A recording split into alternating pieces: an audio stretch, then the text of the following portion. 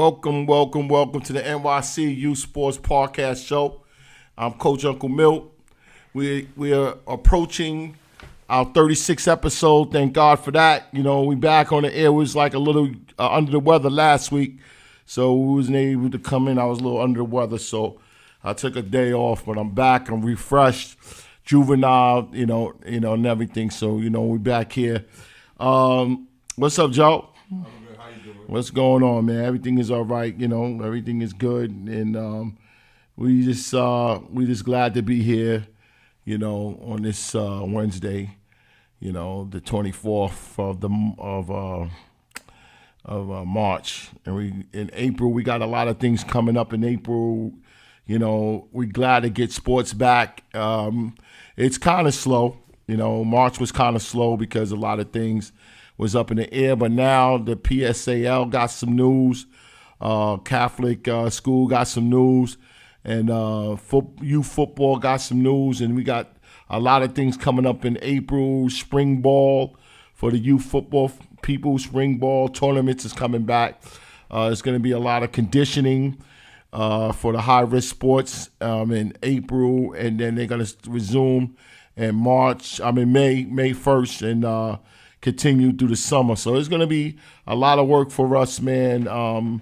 Needed work, because we was sitting here with our shows, and I wasn't getting happy about it. Our shows was like a little monotonous, too much football, too much, this and that. But we're going to get basketball back, which we glad. And we got a show tonight.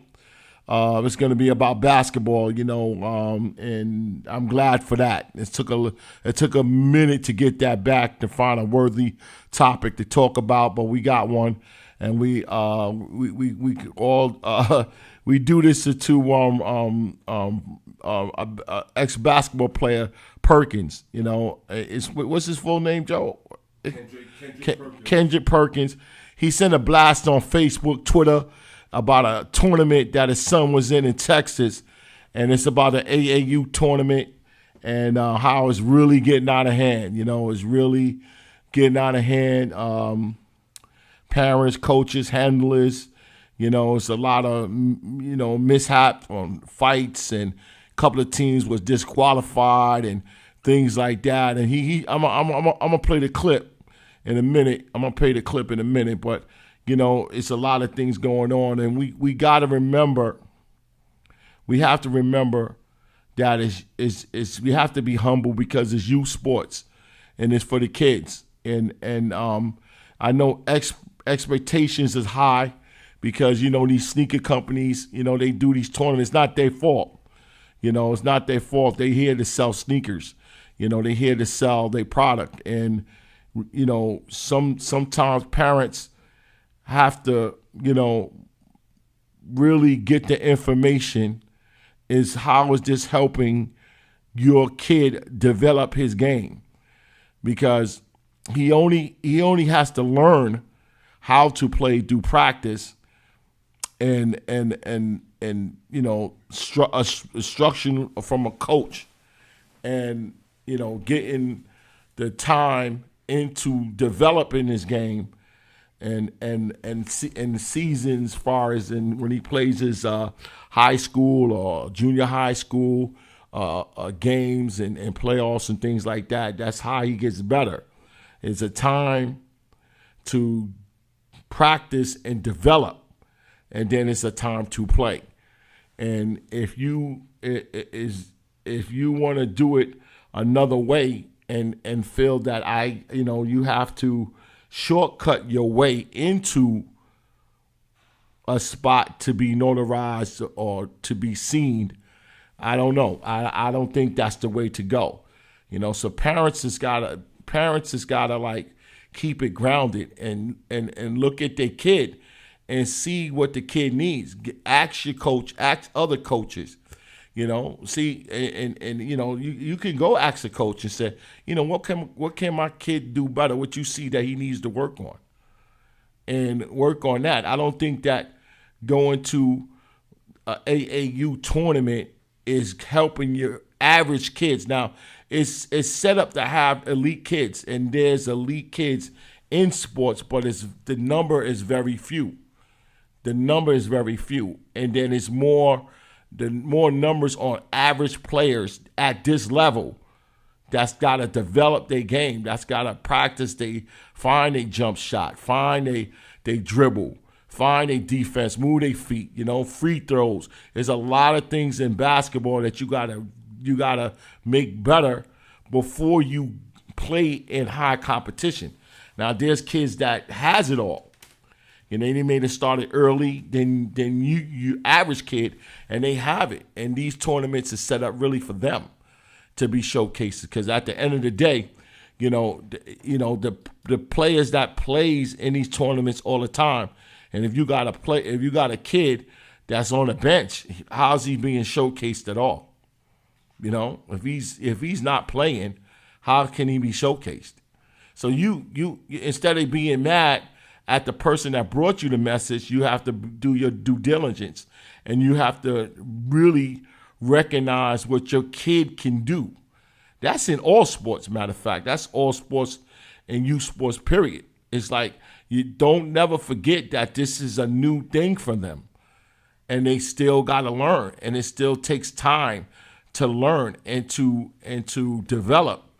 And that's not, you can't have that overnight. And I don't care. You're not going to get the development in live games. And whoever telling you that is telling you wrong.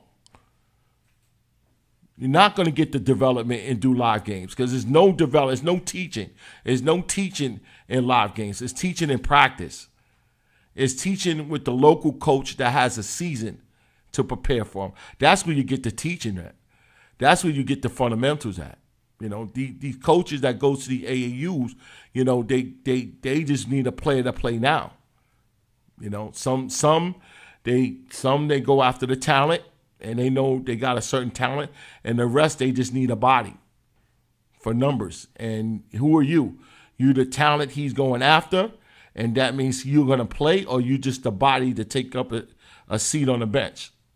And we're gonna bring in a coach. With some comment on it in a few, and he's going to comment on, we're going to talk about this thing. We're going to play the Ray Perkins clip that went viral. It's all over social media, and he was hands on about this. That something's got to happen. It's ridiculous, and I see it on all levels of youth sports. How parents kind of like. Maybe they was told different, and maybe they was, someone, maybe they have the wrong expectations, and maybe they forget who they are, where they are. And coaches is not doing their job as far as being realistic as best as possible. Because sometimes it's hard to talk to some parents, but you got to be realistic as best as possible. I say fundamentals today, fundamentals tomorrow, fundamentals forever. That's what I say. That's the deal. I don't talk about the progress of, he's going to be this, he's going to be that. No, his fundamentals got to get better, and wherever the development is done, then We see where he's going to go. So we don't know. I don't know. I don't ever speak on the future. Depending on the player and how bad he wants to go somewhere and how bad that he wants it. Because you will see in his practice, you will see, how he take care of his body, how he take care of his mind, how he, fitness and things. You'll see, if he wants to do it. He'll work on his game, and that's the player that's going to win, But the tournaments is for elite players. It's for elite players, and every player is not elite. There's some elite players they try to get, and then there's some bodies they call bodies. I call them bodies. You got to actually say, hey, Coach, if my son is an elite player or he just a body. I don't know if you're going to get that answer from the coach, but that's something that you gotta that's something that you gotta ask, and who you got, So that's the thing, is knowing and being involved and being realistic on what your kid can do and what he can't do, and work on the things that he needs to work on. I always said it, even when I had a football program about tournaments and things, I said parents need to spend the money on coaches who's going to develop their kids' game. That's going to develop their kids' game. So you want to send your kid to a Nike tournament and you want to pay a couple of $100 for it, and at the end of the day, he doesn't play, or he's on the bench, but he has a bunch of Nike gear, and you're happy with that, or you go, no, I need to take that couple of $100 and pay Coach Ray Ray to teach my kid how to dribble. Coach Ray Ray to teach my kid to find his jump shot. Free throws, move his feet on defense, rebound. Yeah, that's where that money's going. So when he goes to a tournament, he has the opportunity to compete with the elites. Then he won't be on the bench because he will play. He'll be one of those players that will compete with the elite, can play with them, and that's the deal. So the tournaments is for elite players, man. It's for elite. It's always going to be one or two players that's playing against each other, and that's what the whole thing is about on the age groups and everything. Everybody else is just bodies. So we're not putting it down. We're not putting it down. The sneaker companies are setting it up so they can sell their product. It's nothing wrong with that. I think it's good, but just keep it in perspective. I think the argument and the fighting is that a lot of people has a misunderstanding on what it really is, and what your kid has got to be elite or your kid has got to be a body. And you realize what it is.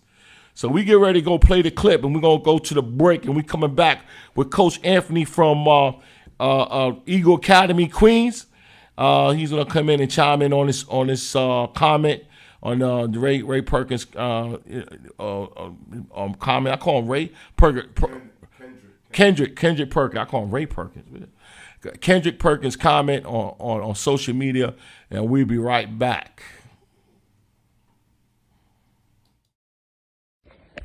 Hey, listen, man. I had to come on here and address a problem real quick. I'm down here in Dallas right now. One of my sons had an AAU tournament, and today we lost in the semifinals to a great Memphis team. Memphis Prep, shout out to y'all. Man, y'all did y'all thing. Y'all played the right way. Y'all actually had the right grade. Y'all didn't try to cheat the system. That's another story, okay?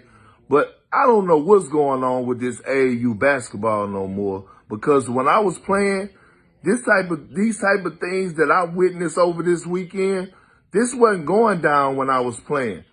They had 2 fights break out today in the gym, and parents fighting in the stands in front of kids that's running around the gym and playing. They got parents fighting, teams getting disqualified, teams cheating, adding older kids and bringing them down to play in younger groups, all to win a trophy? All to win a trophy? What are you teaching your kids, man? What are y'all teaching y'all kids? Y'all sure ain't teaching them to have no certain type of morals or no competitive spirit. Y'all teaching them how to cheat. And then on top of that, I'm hearing kids curse kids out on the court. I'm talking about 10, 11, and 9-year-olds. And you got to be learning that from the crib. Because if my son say anything or my son say anything out of character, it's going to be me and them when we get back to the house. But this AAU stuff is ridiculous. It's not even about basketball no more. This is a business. And guys are doing whatever, teams are doing whatever just to win a trophy, man. It's getting out of hand. And I had to come and address this problem because I had to leave the gym because I got a headache because I'm in the middle of the game and on the next court it's two grown men fighting over a game, over a 10U game of fourth graders fighting. When kids are watching these people fight, hey man, this is out of control. AAU, all you people out there who are running tournaments, man, y'all need to clean this up, man. Y'all out of control, man. Parents, y'all need to get y'all stuff together as well because y'all out of control. Coaches who add these older kids to these younger groups just to win, y'all need to get yourself together as well because y'all out of control. Carry on. Let's talk about playing football. Coming soon, New York's first youth sports football state championship, calling all surrounding cities: New York City, Long Island, Peekskill, Poughkeepsie, Albany, Binghamton, Syracuse, Rochester, and Buffalo. The best youth football teams in New York, ages 8 to 13, competing for a state title. For more information, email nystatechampionship@gmail.com. This championship is organized by New York for New York Youth Sports Organization, Championship Row Podcast, and NYC Youth Sports Podcast Show Incorporated.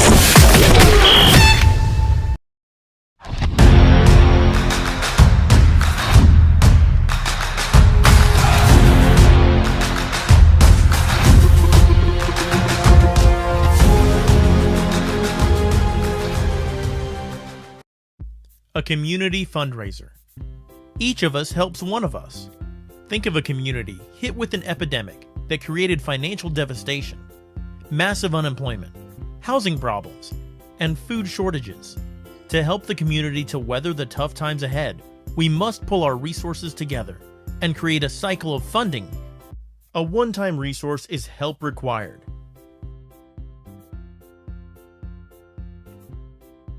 Each of us helps one of us with this continuously cycle of support. We'll relieve the burden off of you, the individual, with the help from the community. To join our community, email us at eachofushelpsOneofus@gmail.com. Leave your name and date of birth, and we'll send you the instruction video.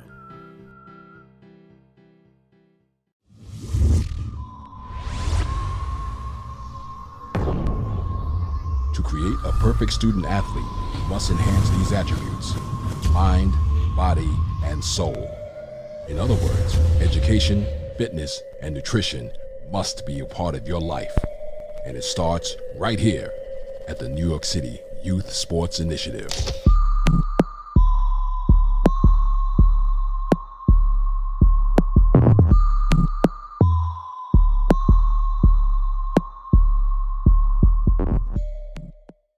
Here's 5 ways to support NYC Youth Sports Podcast Show. 1. Push the subscribe button, like it, and leave a comment. 2. Donation. What you can. It will be appreciated. 3.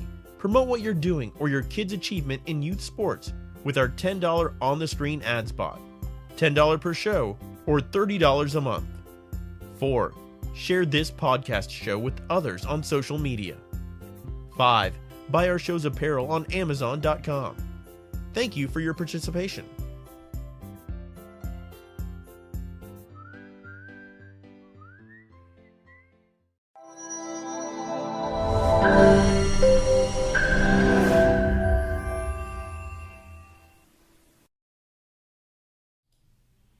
We're back, man. That was a very interesting assessment from a former NBA player, Perkins, man. And his 11-year-old son down in Texas, and he goes to an AAU tournament and he sees all of this, and and it's something that's got to be talked about, and be realistic with it, that we got to kind of dial this back, man. So we're on the hotline. If we got Coach Anthony Rodriguez, he's from Eagle Academy, Queens, and he's a coach for the what's the name of the team, Coach?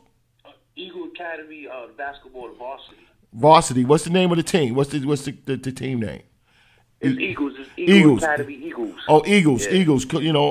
Eagles. So yeah, they're over in Jamaica, Queens, off of Linden and Merrick Boulevard. It's a very nice school, and it's Eagle Academy. It's Eagle Academy for young men of South Jamaica. South Jamaica. That's the correct name. Correct. Yeah. So how you doing, Coach? I'm doing well. Yeah. You get to see the clip? I didn't get to see the clip just yet. I got the link. Yeah. But I definitely will check it out. Well, he was talking about the tournament. He went to with his 11-year-old son down in Texas, and Perkins, he's an ex NBA player. So when he went through it, it's different, and he was very shocked on how the behaviors and people, how they was acting, and coaches are cheating, and they're being disqualified, and parents are fighting. And he said, "This is just a trophy, man." And I don't know if he has knowledge of where all that energy is coming from, but just like we was talking earlier about it, and and it's like something's got to be done for this. This is like it's people are losing focus that this is kids and it's basketball, and and kids are playing it, and it's a lot of misunderstanding on what this AAU machine is about, and I hope you can give us light on what it's about, so parents can understand. Basically, it's like what he experienced and what we experience in certain cases like that. I think that's in all youth sports, in every sport, in anything youth, baseball, basketball, football, and actually in football and basketball it's probably worse, just as bad as baseball. And I mean, you hear about it all the time. I've read stories of parents beating up the umpire, the referee, because he made a bad call. I've seen it. I've seen it from my own eyes. Parents getting on the umpire, parents getting on the coaches. Yeah. And like you said, at the end of the day, the kids are the ones that's getting the trophy, but the parents and just the coaches, they're doing it more than for the kids. They're doing it for themselves. Like, it becomes like a bragging rights thing between coaches. It becomes like the parents become competition against the other parents. Oh, my kid's better than your kid. Like, it's like it becomes more like a bragging right thing, and it's just like they need to have some kind of structure, because what are you teaching the kid? At the end of the day, the kids are seeing this. Yeah. So if a kid see his parent arguing with another parent, or yelling at the ref, or even yelling at the coaches, now the kids are going to think it's okay to yell back at the coach, and that's never okay. I'm not saying that a player can't have input on a situation or something that happened in practice or in the game, but when you're yelling back, like for instance, the other day, Michigan State was playing, and Tom Izzo was in a heated discussion with the player. It wasn't even like a discussion. He told the player something, and the player yelled back at him. Like, that's your coach. I understand you might not like what he said, but you're not supposed to yell back at your coach like that. If anything, wait till you get in the locker room. We settle it in there. But that's because the parents and other coaches, they don't teach that, and there's no structure in like when these tournaments are only thinking about the teams trying to make a little bit of money and trying to get the light. Yeah. They need to have seminars and classes for the parents, and even like the high schools need to do that too. The same way they have PTA meetings, the same way coaches want to have parent meetings to raise money for the team. They need to have meetings for the parents to understand. Listen, You have to act accordingly. Like, I do coaching, but I also do announcing. I announce for Canarsie High School football. I announce for Poly Prep football. Now, the PSAL, they don't really practice, crowd control and the parents. But at Poly Prep in that league, I have to read a writing. Like a code of conduct? A code of conduct type of thing? Yeah, it's a code of conduct for the parents, the players, like it's actual rules. Like if you're at when you go to a professional game, they tell you, don't nothing on the field or the court, don't interact with, the player, don't, if you're, out of hand with your fellow, fan, you will be subject to leave. Yeah. I have to read that at those games. They're real strict in that league about fan behavior, player behavior. And if any parent is out of line, they get taken out right away. Right. And things like the Catholic schools is the same way. Like they have a low tolerance for fan behavior. You don't see that at a Catholic school game. But in the PSAL and stuff like that, it's like these parents, they be ready to, I've seen parents and I've seen people at games ready to fight. Yeah. I've seen it firsthand. But I mean, I feel my opinion is coming from the expectation of something. And I'm like, at the youth level, what could be the highest expectation at a youth level? It's just going into high school. Well, I mean, it's basically a lot of these parents, number one, are trying to live through the kids. Yeah. So that's number one. What they didn't accomplish in their time, they're trying to hope that their kids could do it. And it just, the intensity level, I mean, I get it. I understand you get involved in the game. We all get involved. Our everything gets, up another level. But at what point in time do you realize in your mind, like, I need to chill?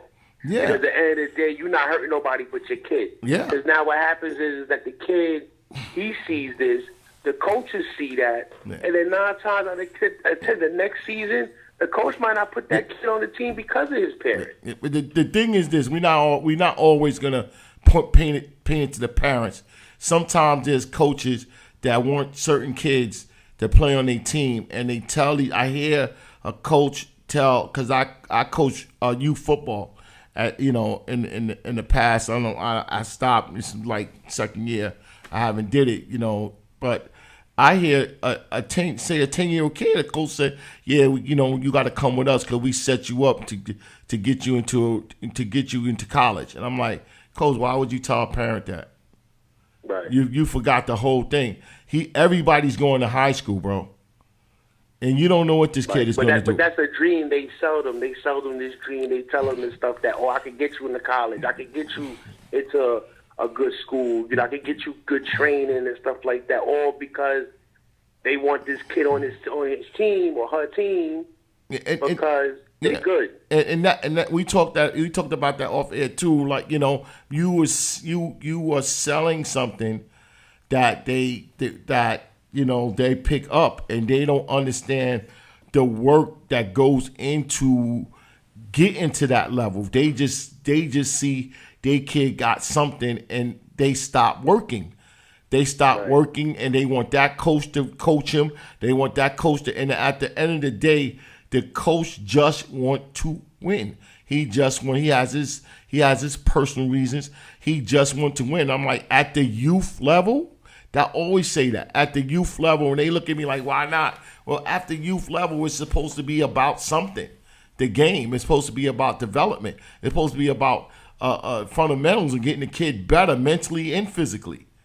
Right. When did it get to a point? Coaching at the youth level, your job is to not just coach the game. Your job is to teach the game and develop these kids to become ball players. So by the time they get to high school, they already have the skill and the knowledge of what it takes to be a football player or to be a basketball player, where a lot of these coaches on the youth level, in the, let's say, for instance, the 10Us and the 12Us, a lot of those coaches, they just thinking about winning. They're coaching with a winning mentality, which is nothing wrong with that. Of course, you want to win every game you play. Yeah. But you can't coach with that kind of intensity. You have to teach the kid first. Yeah. Before you could coach winning. Yeah. Like people just think, well, all right, I'm gonna get a bunch of kids.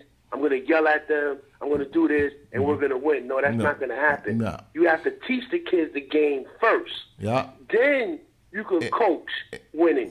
And like I said, like you have to teach the kid to find effort in his in what he do. You know what I'm saying? Once you teach the kid that that give him the road to effort, then an expectation of winning should come. But it takes a long time to do that. It doesn't happen right away because they have to be confident in what they're doing. You know, they have to be dominant in what they're doing. I mean, they have to understand that, hey, listen, when I release this shot, it's going in. Right. When that ball, it's confidence level. Yo, when I get on the rim, I'm gonna set myself in position and box out that I get that rebound. You know, I'm gonna guard him and bring him to the side that he don't feel comfortable with. That takes skills and work on. Footwork and things. I'm just talking about basketball. You know what I'm saying? Alone, because at the end of the day, if you don't work on your game, then how you expect to do anything? Right. Well, you have to work on your game and study your opponent. Yeah. And how you expect to do anything? So if you teaching winning, but you're not teaching the roadmap to get it, and you're not allowing yourself the time to do it, then what you expect? Now you got parents going crazy and fighting and things like that. And I feel like it shouldn't be like that at this level. You know, look at the kid that was talking to Cam Newton out crazy. You know what I'm saying? This social media dilemma is like it's out of this world, man. That Well, we was talking about that earlier. That with the social media, these kids talk whatever they want to talk about on social media. Think that it's cool to be like that in real life. Like you can't be out here talking crazy. No, you can't. You can't. And especially you're talking to somebody that's there. That kid should have been like, somebody should have just pulled him to the top and told him to shut up.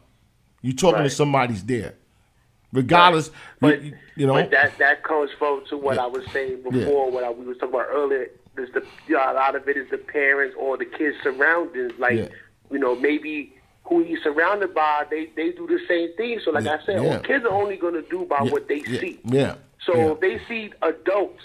I keep saying parents, but they keep seeing adults act a certain way, and nobody's checking them. They're gonna think like, "Oh, well, that's cool. Like I can do the same thing. Like, all right, I see my uncle do it. I see my homeboy's father do it. Like, oh, it must be cool." Yeah, man. So I mean, you know, this is messages that go out to not just parents only, to coaches and handlers anybody that's involved in the youth sport, no matter who it is, because you get, volunteer people and people who just come to support, and stuff like that. You have to have a certain knowledge. Like, you have to understand these is kids, and this is just a game. Like, at the end of the day, they're playing for a trophy. They're playing to win. Their job is to support. That's the job is to support. And as a coach, as a parent, as a person off the street who comes to watch the games, your job is to support. All right, listen, everybody has an agreement and disagree. But at what level do you disagree? And one thing they have to remember is losing is part of winning. Right. Losing is part of it. It's the development. You know? You're not expecting to win all the time. You know? Coaches got to win, but but you have to. I know this is very hard to. This message is very hard to get out to some coaches because you know they coach. But listen, losing is not at the end of the day. It's not the end because you have to be grounded on who you are first. Right. I mean, when you coach, see, like for instance, I coached the high school level with varsity, so you coach to win. You want to win, and that's a level where you win, and you teach the kids because you want to get the kids ready for college. Because like what I explained to the kids, high school level, it don't matter if we win or lose. we could go 0 for the season. We're still going to have our job. Yeah. If a college coach goes 0 for the season, he might lose his job. Yeah. You know what I'm saying? So when you get to the college level, they don't care nothing but winning. Yeah. So we have to teach the kids, like, listen, things that you do on the high school level, you do that in college, they're sending you home the next day. But there's a zero tolerance for stuff. Yeah, but I always say, and people who has called the show and said, you wrong. I always say sports starts in high school. That's when it gets competitive. Because one thing in youth sports, you are paid to play. You know what I'm saying? You pay a fee, a registration fee, whatever, and they gotta play you, no matter what level you at. In high school, you are picked to play. You go to a tryouts, and coaches are looking at you, Hannah's looking at you, and you might get cut. They don't want your money. They say go develop, like they told me. Go. When I went out for the varsity my first year in high school, I made the team. I made the talents, man. I was the man around school. Who are you? I ain't come from no program. I came from the playing street ball and hustle and do what I got to do. But I kept running on the track because I didn't take time out to learn free throws. Coach said, "Listen, man, I had to do it, man." Yeah, you got to work on your game. You got to work on. They just think that's gonna happen. You got to work on your game. Listen, man, don't feel bad. Come back sophomore year and let's see what happens. But you got to work on your game. And I didn't understand that, because I didn't join a youth program. I didn't join a youth program. I was just playing in the park and like this, the love of the game and just doing what I got to do. And I was lucky to played a little bit in junior high school, and I was lucky. And I was like, wow, no one sat me down. So the youth programs are so important to preparing kids to go to high school. Right. Let's keep it grounded. They're going to high school, and then you guys take over. You guys take over, and you're the guys on the next level to teach them what this game is about and what the stakes on winning. I have no problem in high school, the competitiveness in high school. I have no problem with high school coaches telling them, yo, listen, this and this, because you're preparing them for something. We just prepare them for the next level when you're in high school, and the next level is all about winning. Yeah, right? And so I have no problem with that. We preparing them to play high school, and some of these coaches got to understand that, or go to high school and coach, because we're teachers down here. Right. We can't lose the focus on who we are. Right. Yes, at the end of the day, you get this kid. It's so much an enjoyment that you get this kid that don't know nothing.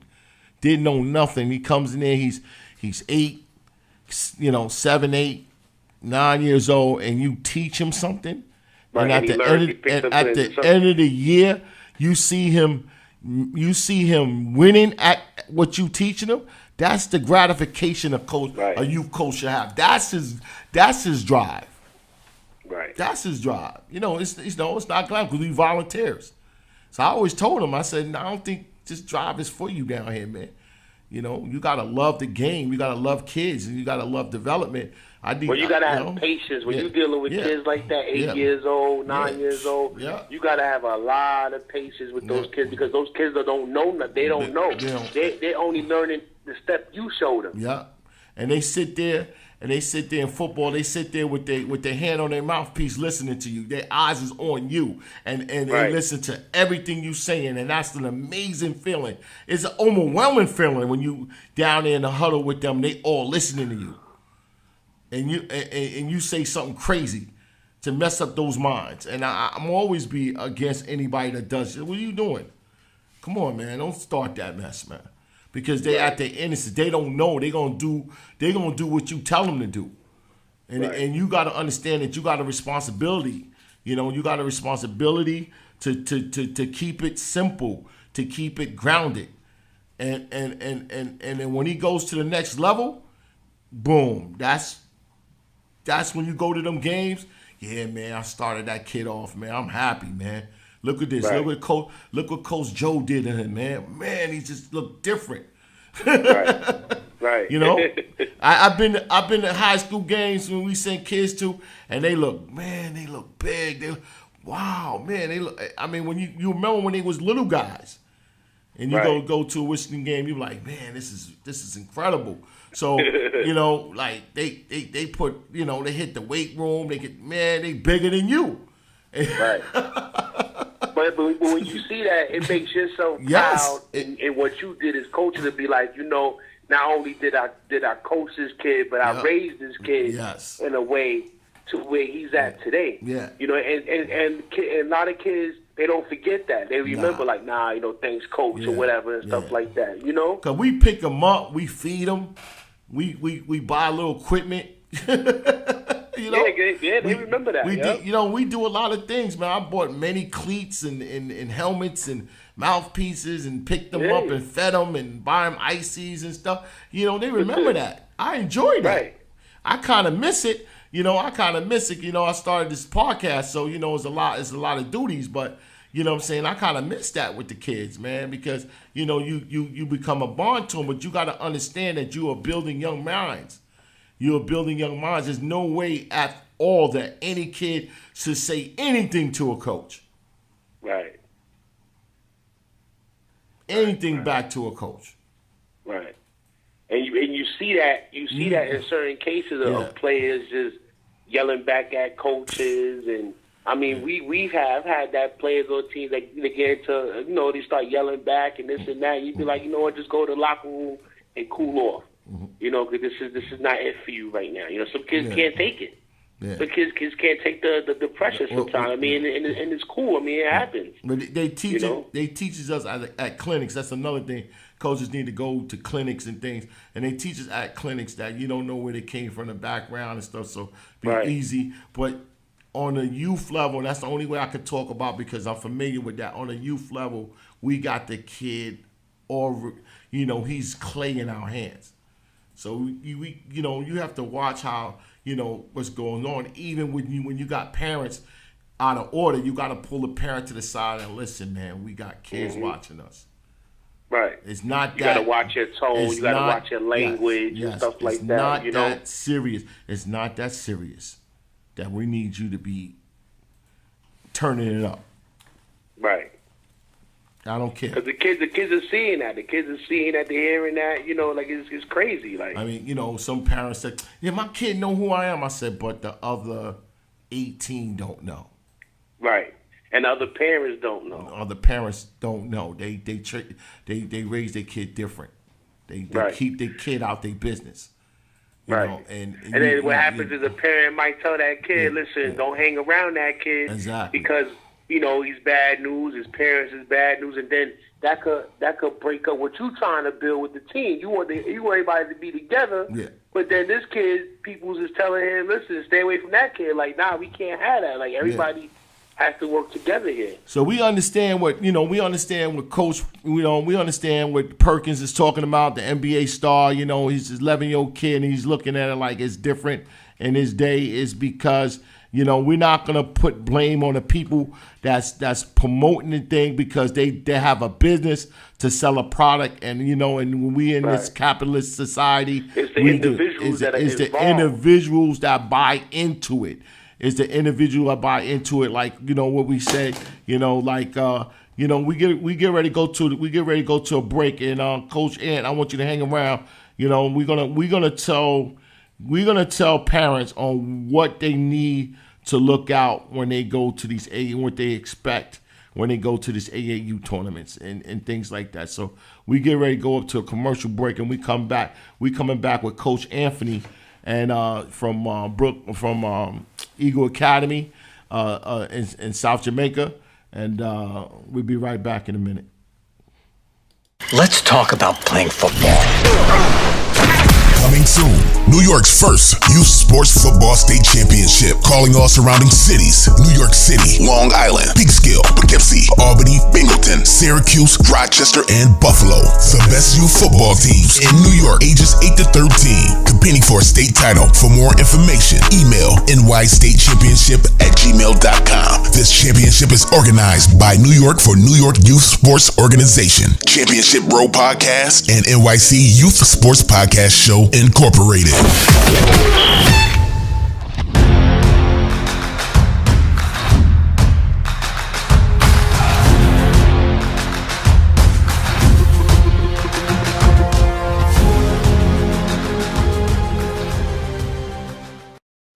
A community fundraiser. Each of us helps one of us. Think of a community hit with an epidemic that created financial devastation, massive unemployment, housing problems, and food shortages. To help the community to weather the tough times ahead, we must pull our resources together and create a cycle of funding. A one-time resource is help required.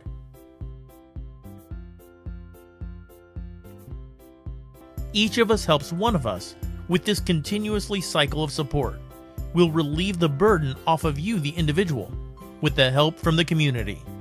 To join our community, email us at eachofushelpsoneofus@gmail.com. Leave your name and date of birth, and we'll send you the instruction video.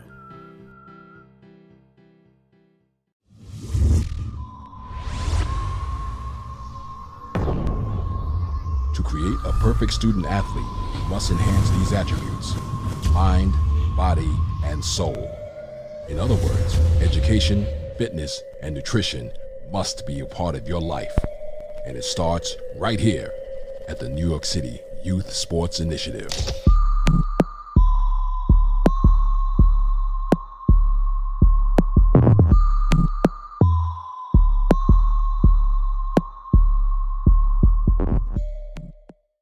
Here's 5 ways to support NYC Youth Sports Podcast Show. 1. Push the subscribe button, like it, and leave a comment. 2. Donation. What you can. It will be appreciated. 3. Promote what you're doing or your kid's achievement in youth sports with our $10 on-the-screen ad spot. $10 per show or $30 a month. 4. Share this podcast show with others on social media. 5. Buy our show's apparel on Amazon.com. Thank you for your participation.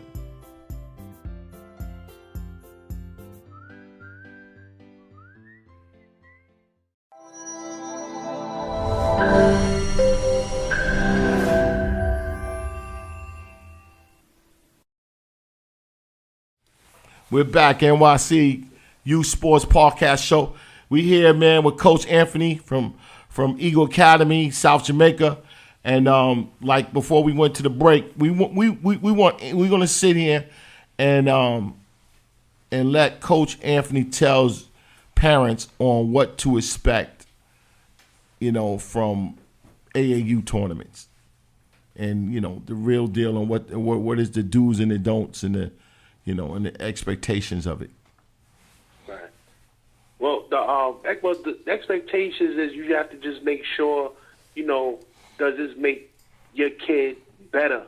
Does it help him work on his game? Because a lot of AAU tournaments and a lot of AAU teams, they're just built around winning.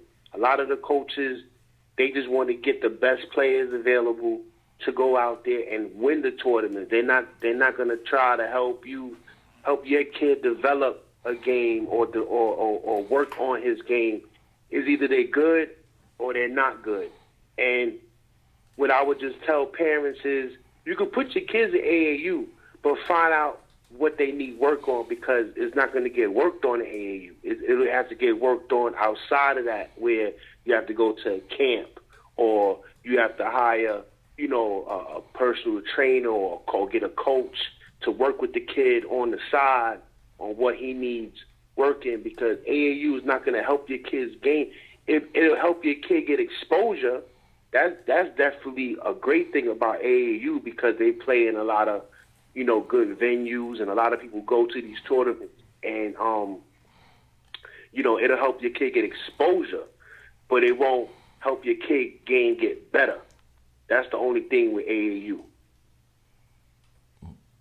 Yeah. So the thing is that when you go, and it's like going to a dance. And when you go and you got a good suit and then your shoes is old, you got to expect what you got. Right. So, Well, I think what I think is that I think parents need to interact more, not just going to the games and interacting with the kids.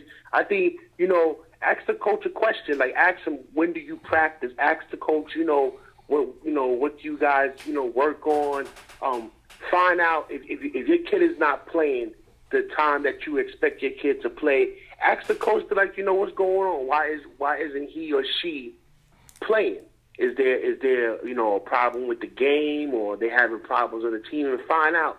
A lot of parents right away be like, "Oh, I'm pulling my kid for the team because because the coach don't want to play them for whatever reason, or the kid doesn't like it." Find out what the problem is, and then try to work on it. Now, if you can't solve that problem, then maybe find another team. But it's just a lot. And like you said, when it comes to your kid, you want the best for your kid. We understand that. And I also want to chime in on that too, Coach.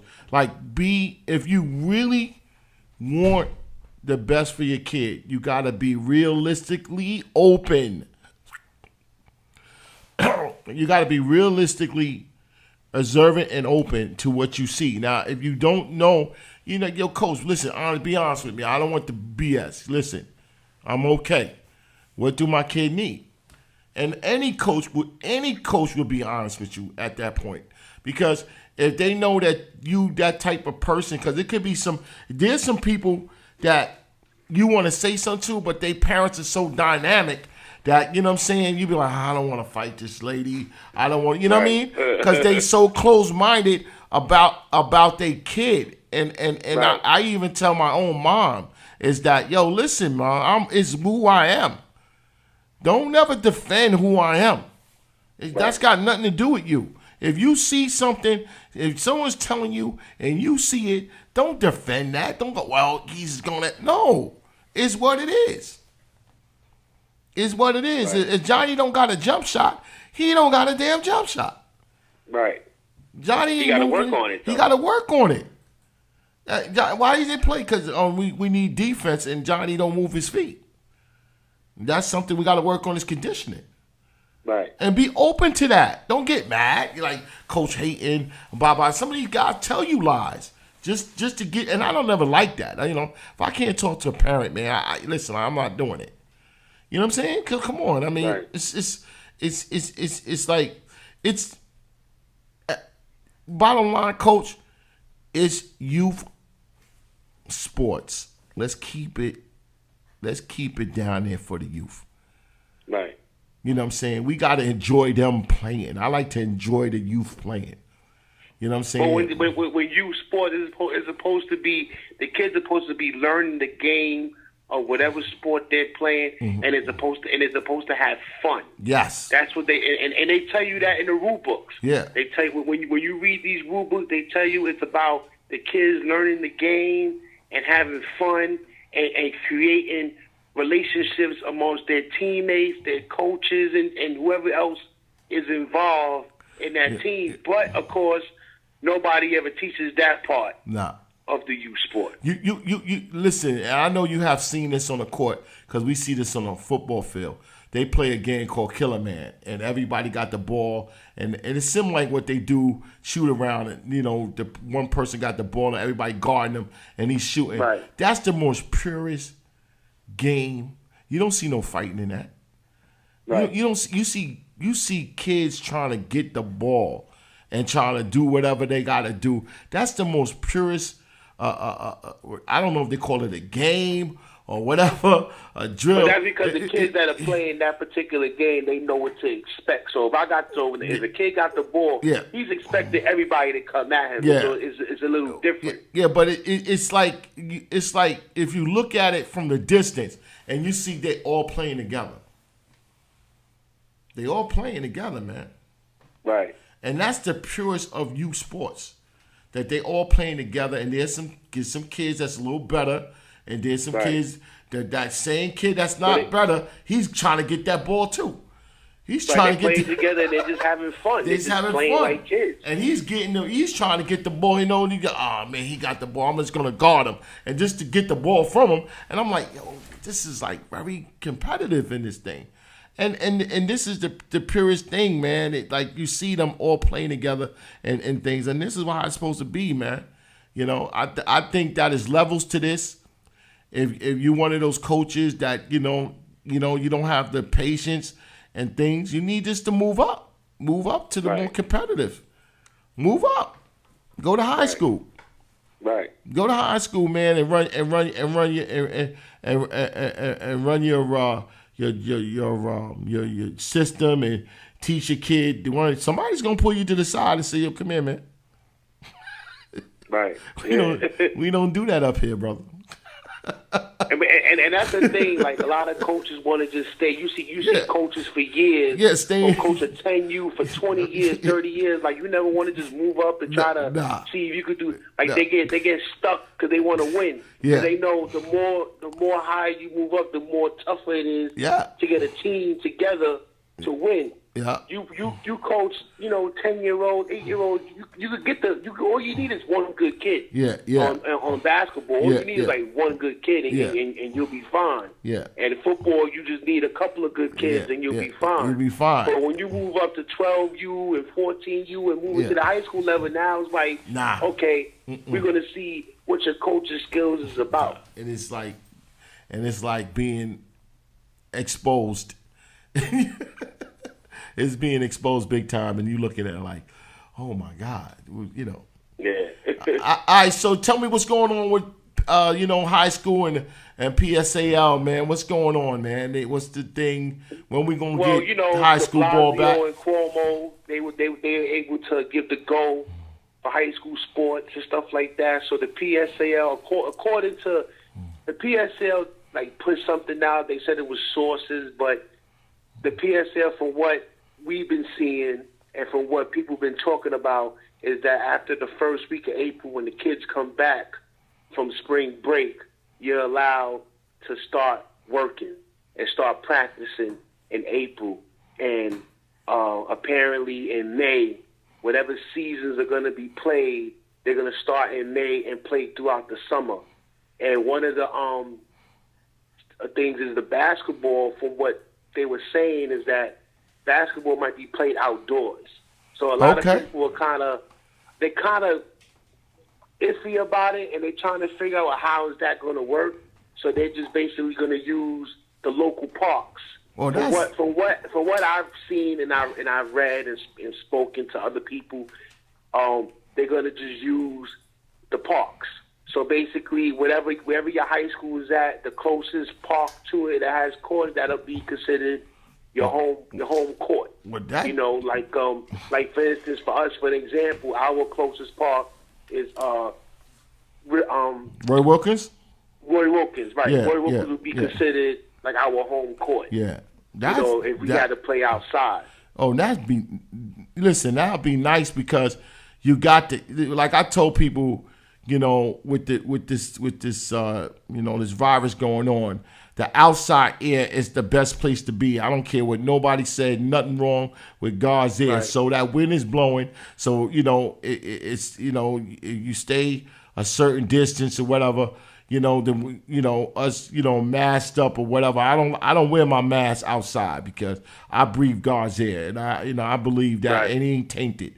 It ain't tainted. Right. I go probably inside, take the bus, train, or whatever. I put my mask on inside certain places because the air doesn't move like that. So But you're outside, the air is moving, and just like I said, man, that's the best thing God made is air. So and then wind and when you out there, man, you breathe the fresh air and don't be afraid. So that's good. Right. You can have more people come and watch the game. Right. Like and they were talking about like if they do stuff, they do have the seasons where the players will probably be tested, players and coaches will be tested every week. Yeah.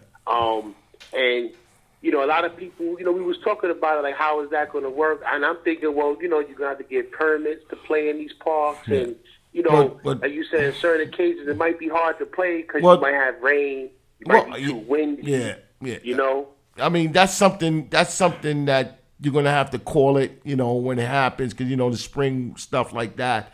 But the thing is this, y'all playing through the summer. So, the weather is a little better. The weather is more warmer and things like that. But that'd be great, man. That'd be something, man, to see high school basketball right into the local park so the neighborhood can come out and support it and everything, man. That'd be wonderful, man. And the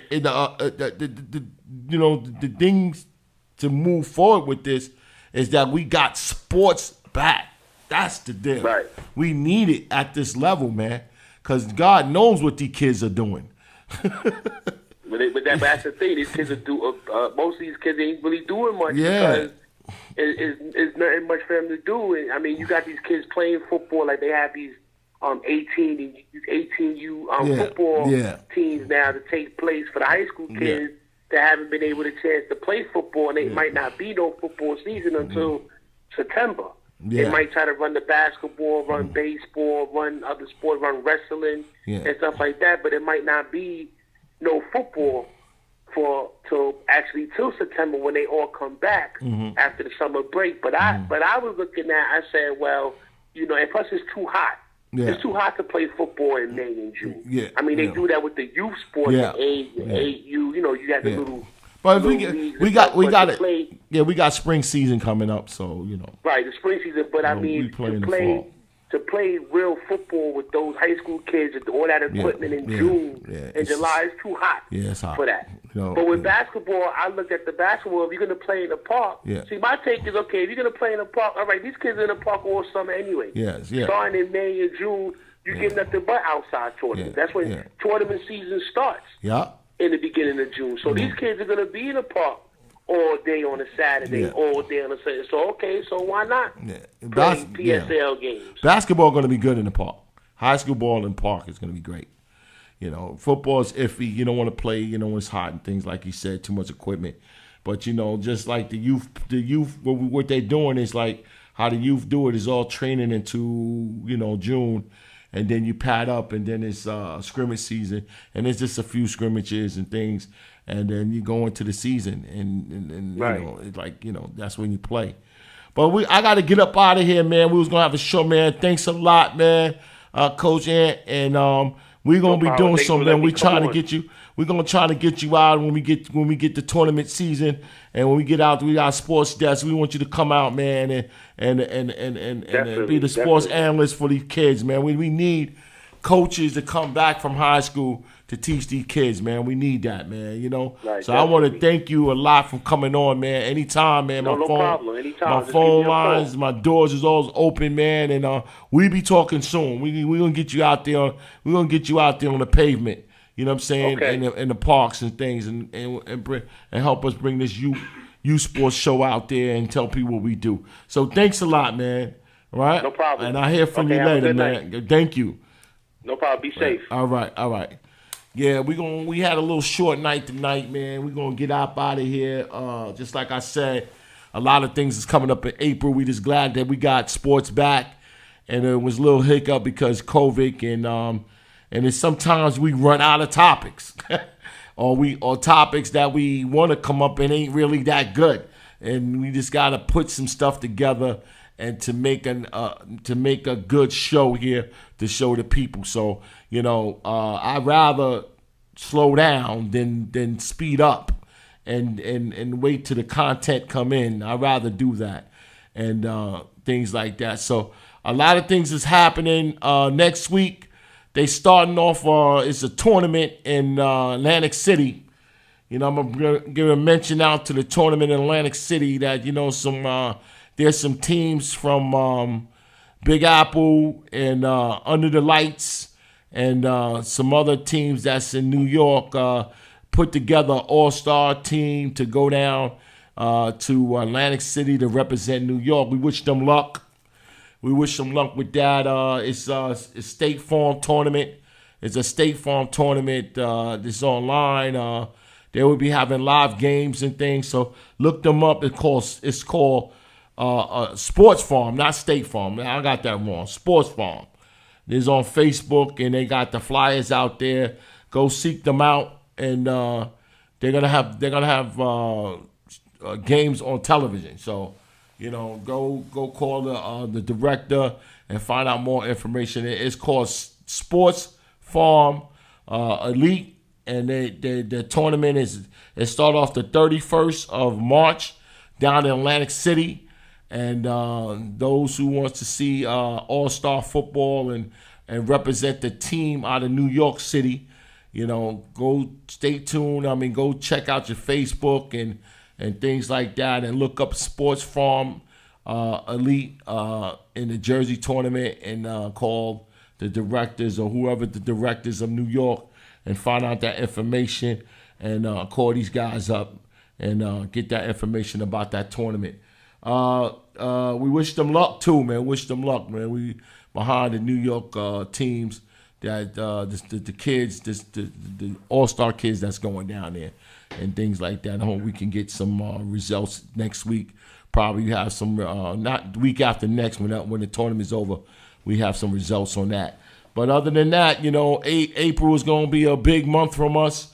We have a lot of things going on, and we got sports back, so we can move on certain topics and certain people that we want to bring on the show and have something to say. So without that, we'll be back next week, same place, same channel. And just like I said, thank you for showing, and please support us. Hit that subscribe button. You see the 5 ways of supporting us. We do need that. Take one of those 5 ways and use it to help this channel, help this podcast, because we do need the help. With this here, we do need help to stay on the air and stay focused on certain things for youth kids here in New York City. Okay? All right. See you later.